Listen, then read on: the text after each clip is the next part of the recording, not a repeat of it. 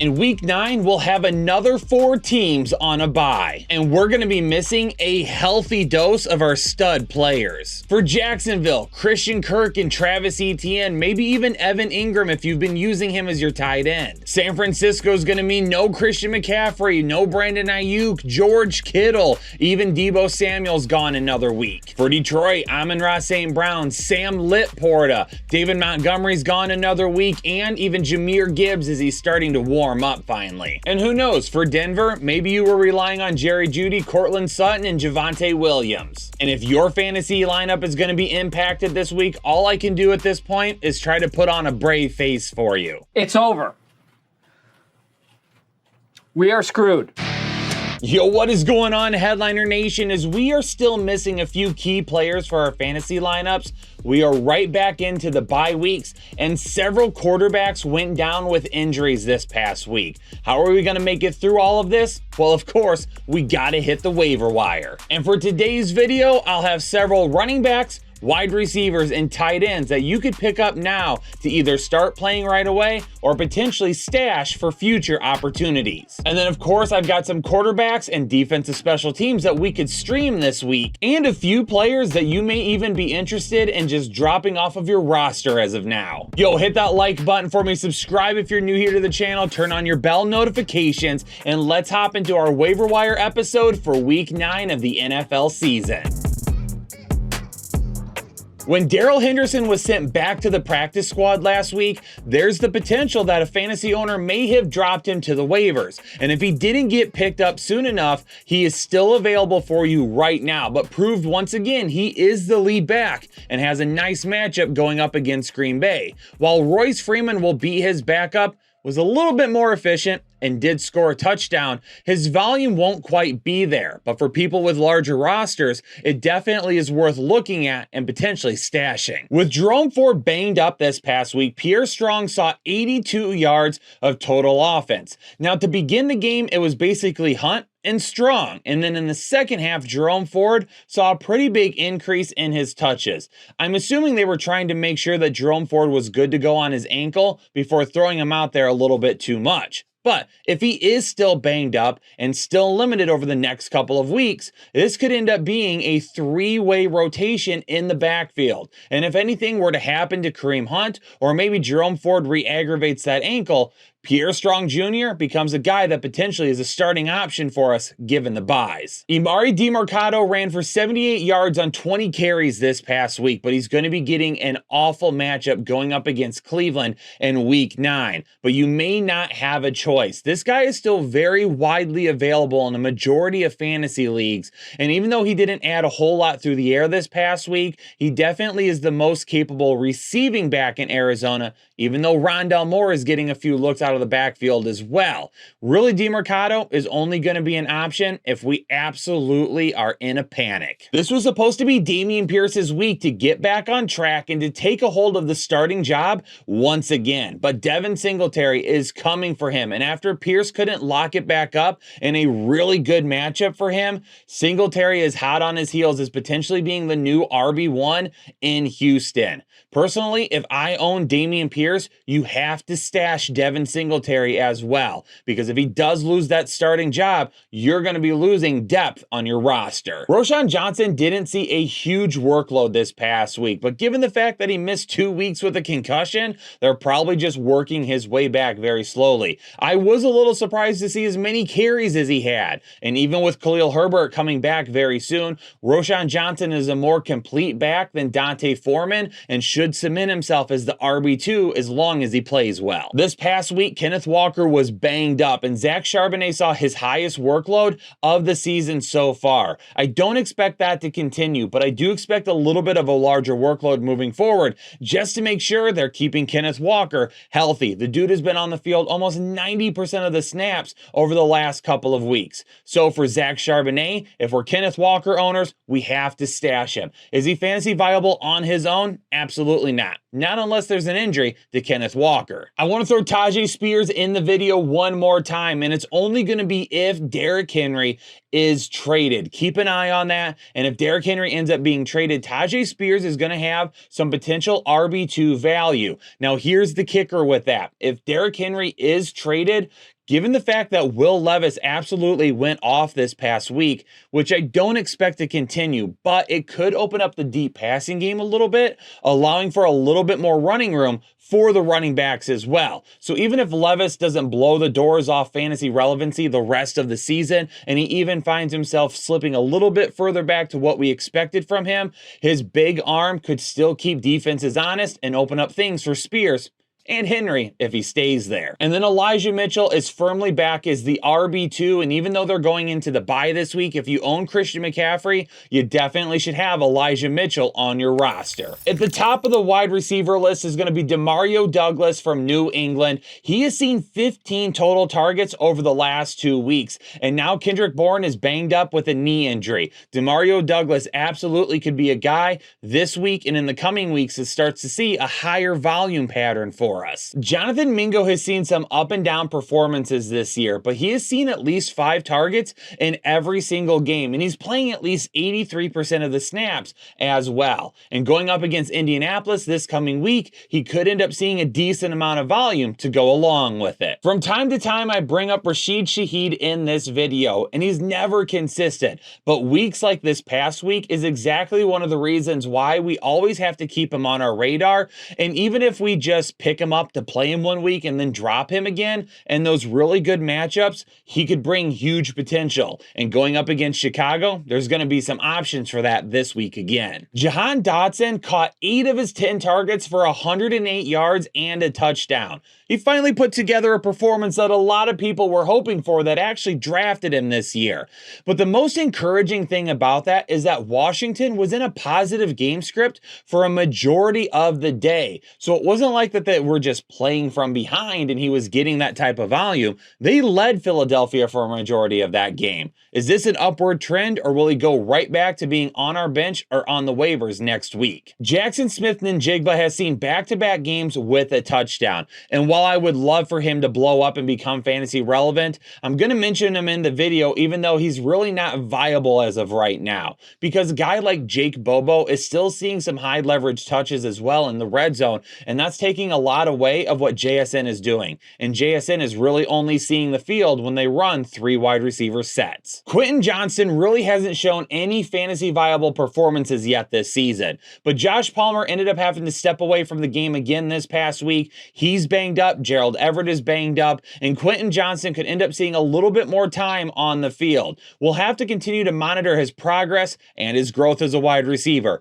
As of right now, he's not really worth it, but as things get a little bit more hairy with the bye weeks, if Josh Palmer and Gerald Everett continue to be banged up or even miss significant time, Quentin Johnston could start to see more targets. Michael Wilson could be a really good stash for those of you looking to make a playoff run. While he might not give you any fantasy viable performances over the next couple of weeks, the return of Kyler Murray is very interesting because we know Murray can push the ball down the field. He's not a bad deep threat quarterback. Michael Wilson, however, is averaging over 15 yards per target right now, and Dobbs isn't as good pushing the ball down the field. So when Kyler Murray comes back, Michael Wilson could start to see a few more big plays, which would put him right in the conversation for wide receiver 3 status. Jayden Reed, like the rest of the Green Bay offense, has been fairly inconsistent this season, but this past week we saw a little bit change in the Green Bay game plan because they ran way more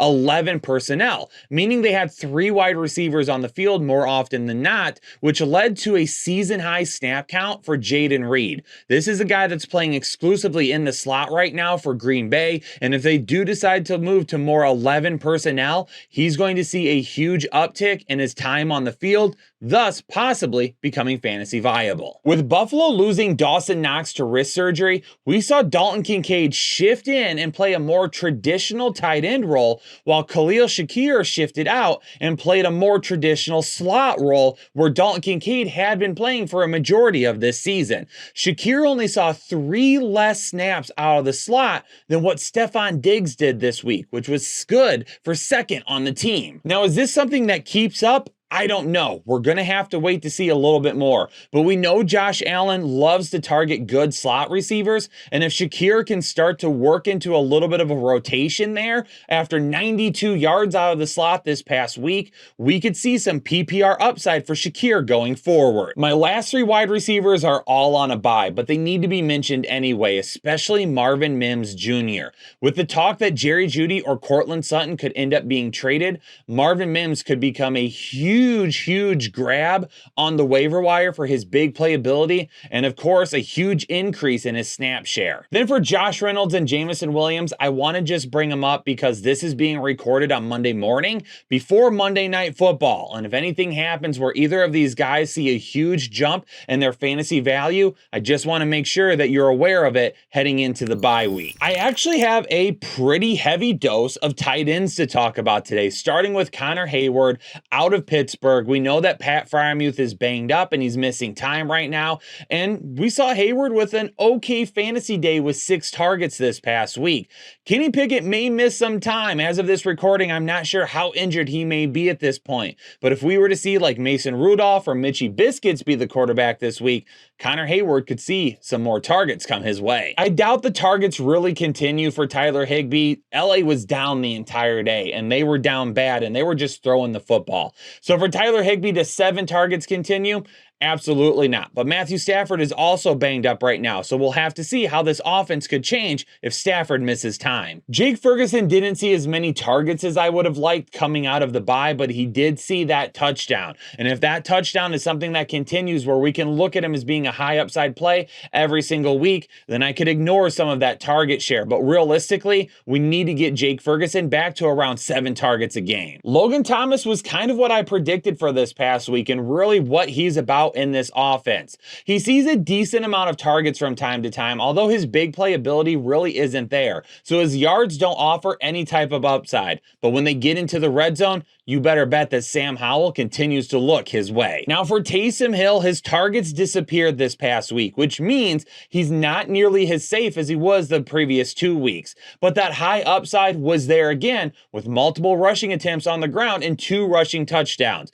But how often do you want to risk it on a weekly basis? If you don't have anybody at tight end, then it might be worth it anyway. But if you've got safer options, I would just roll with those. This is Trey McBride's 3rd straight week on our waiver wire video. And hopefully if you were listening a few weeks back, you heard his name and maybe were able to grab him before his breakout performance this past week. McBride saw 14 targets, caught 10 of them for 95 yards and a touchdown. This is a guy that definitely could become a go-to for Joshua Dobbs moving forward and would firmly place him inside the top 12 tight ends. Donald Parham scored this past week, and unless Gerald Everett misses, Parham's really not a guy that has any type of consistency. But again, Everett's banged up, and how long will that last? And Michael Mayer, again, like I mentioned a minute ago, this video is being recorded Monday morning, so we haven't seen Monday Night Football as of yet. But if he sees a really good performance going up against Detroit with as many tight ends that we are going to be missing this week because of the buys, he could end up becoming the hottest tight end ad out of everybody listed. All right, I've got a few streaming options at the quarterback position, and we're already missing some fantasy starters to the bye weeks, but then we lost a guy like Kirk Cousins and then potentially Matthew Stafford as well this past week. So is Will Levis going to be somebody that continues the high upside play? Probably not, but he should still be on your radar. After 4 touchdown passes this past week, people are probably going to be going crazy over Will Levis. But one thing I want you to keep in mind is that Atlanta front was causing absolutely no pressure. And now you're going to be getting the Pittsburgh defense while people are going to be excited over Will Levis. And I don't want to just rain on the guy's parade right now because he did play great. And you take what's given, and he absolutely took it and deserves to be the starter moving forward. I kind of hope he is because his big arm may open some things for Derrick Henry. We got to be careful with it because Pittsburgh is going to get after him this week and make him highly uncomfortable. Taylor Heineke could be taking over as the starter for Desmond Ridder. Desmond Ridder may have had some concussion symptoms, but then was cleared but did not go back into the game. It was Taylor Heineke that came back in, and he played extremely well. And we've seen him show fantasy viable performances in the past. Now he's got a better group of weapons, and the defense that allows the 10th most fantasy points to the position, Taylor Heinicke, if he starts this week, is absolutely a fantasy streaming option. Do we get risky with Zach Wilson this week? The Los Angeles Chargers allow the most fantasy points to the quarterback position. And Zach Wilson didn't play all that bad this past week. Still not highly efficient, but he showcased his big arm and had a touchdown pass. And more importantly, didn't throw an interception. It might be risky, but you also might not have any other choice. Now, those were some risky options. A guy like Derek Carr is going to be a lot safer, and he's getting a Bears defense that allows the 5th most fantasy points to the quarterback position. And the yards are absolutely there for Derek Carr. Hopefully he can throw a couple of touchdowns this coming week, but if you need a streaming option, he might be the safest of the bunch. And it's absolutely crazy that Sam Howell continues to be under 50% owned on a majority of platforms. This guy does have some inconsistencies, and he can go wild west on you, start slinging the football and make a few mistakes. But then you see his upside in the next game, and then all of a sudden you're hooked back in. If you need a streamer this week, Sam Howell may have the most upside. Let's kick off our defensive streaming options with the team that shouldn't even be listed here. But given the matchup, let's talk about the Vegas Raiders, because we don't even know who the starting quarterback for the Giants is going to be. When they went down to their 3rd string quarterback this past week, they barely attempted any passes the rest of the game. I think they attempted 2 passes the entire game after. It is one of the worst passing games of all time in the history of the NFL. And going up against Vegas this week, if they do end up being down to their 3rd string quarterback once again, if Daniel Jones can't make it back, it could be a long day for the Giants. The Falcons' underrated defense is going to get a Minnesota team that just lost Kirk Cousins, still doesn't have Justin Jefferson, has a running game that absolutely sucks, and at this point, we don't even know who's going to play quarterback. Atlanta could be a really easy choice for a streaming option this week. And also, we're going to take a look at the Tennessee Titans, who are going to get Pittsburgh on Thursday Night Football, which always lends itself to some low-scoring games. But who's going to be the starting quarterback for the Pittsburgh Steelers this week? If it's Mason Rudolph or Mitchie Biscuits, Tennessee is going to be in a really good position to cause some turnovers. All right, right now, I've only got 3 players to drop. Again, given a lot of injuries and 4 teams on the bye again this week, it's really hard to justify dropping a whole lot of people. So as always, in the comments down below at the end of this video, if you've got questions on dropping someone to add somebody else, keep it short and sweet for me. Just put add whoever, drop whoever, and I'll tell you yes or no. But first up is going to be Jordan Mason. He played well in a couple of games this season, but Elijah Mitchell is back, and Elijah Mitchell is clearly the RB2 again. Even though Chuba Hubbard didn't have a great game this past week, it is clear that he is the RB1 over Miles Sanders right now. While I can't drop Sanders just yet, he is getting very close to being in that area. Jordan Addison is playing way too good right now to drop him, even though the situation in Minnesota doesn't look great. However, KJ Osborne absolutely is a guy that I would cut loose if I'm looking to add some sort of a high upside play. Without knowing what the quarterback situation will look the rest of the year for Minnesota, who knows, maybe they try to add a veteran quarterback. I can't rely on KJ Osborne. So if you're looking for immediate returns, KJ Osborne is a guy that you could absolutely cut loose. All right, Headliner Nation, there you have it. Appreciate you all tuning into this video. Make sure you hit that like button, and of course subscribe if you're new here, and turn on the bell notification so anytime we drop a video or go live, you will be notified about it. But we're heading into the stretch run, only a few more weeks left of the fantasy regular season before the playoffs are here, and hopefully you're still fighting for a playoff spot. Ladies and gentlemen, peace out, stay safe, stay healthy, and I'll catch you all on the next episode of the Fantasy Headliners.